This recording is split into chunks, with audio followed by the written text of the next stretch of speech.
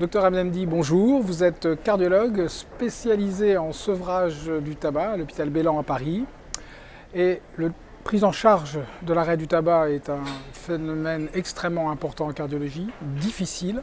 Et on parle de plus en plus de résistance à l'arrêt du tabac. Est-ce que vous pouvez nous définir ce que c'est la résistance à l'arrêt du tabac? Bonjour, merci de me recevoir. Parler de résistance du tabac est peut-être un peu, on va dire, difficile parce qu'il n'y a pas de véritable résistance à l'arrêt du tabac lorsque la motivation est là et lorsque la maturation à l'arrêt du tabac est déjà présente. Il est extrêmement important de comprendre qu'un fumeur, lorsqu'il est nicotine dépendant, va bien sûr avoir besoin de nicotine parce qu'il est dépendant, on va dire, chimiquement à une substance, la nicotine, mais en même temps, il a envie de fumer parce que ça l'aide à être ce qu'il est dans sa personnalité.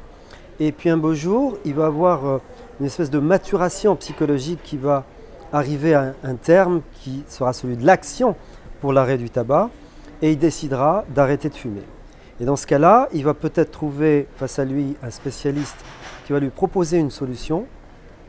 Et si le patient est véritablement dans la phase de préparation simplement et non pas d'action, il est clair que 8 fois sur 10, on va vers l'échec ou ce qu'on appelle l'échec, mais qui finalement n'est pas du tout un échec pour moi, car à chaque fois qu'on fait une tentative de sevrage tabagique, on ne fait que se rapprocher d'un arrêt total et définitif un jour, peut-être très proche.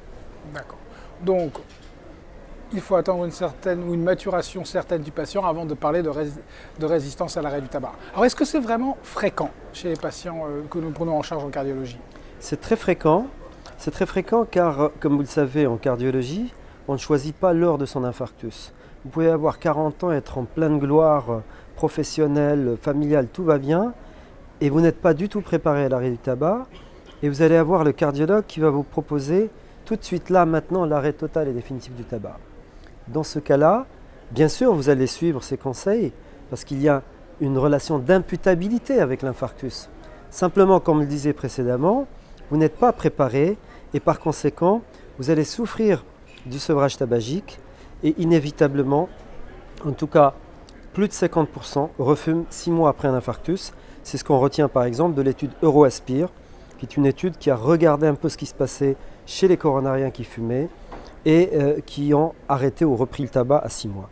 La moitié des fumeurs coronariens refument pour les raisons qu'on a évoquées. Alors, quels sont les moyens pour prendre en charge cette résistance à l'arrêt du tabac? Alors il y a des choses à ne pas faire déjà de la part des médecins et puis des choses à ne pas faire aussi du côté de ceux qui fument, évidemment. Imposer tout de suite là, maintenant, l'arrêt du tabac ou, et je l'ai déjà vécu malheureusement, voir un chirurgien parler à quelqu'un qui vient de perdre une jambe parce qu'il a été amputé et qu'il est diabétique, hypertendu et fumeur, lui dire que s'il continue à fumer, c'est l'autre jambe qui va partir, est quelque chose de terrible pour le fumeur. Il faut toujours avoir de l'empathie vers le fumeur.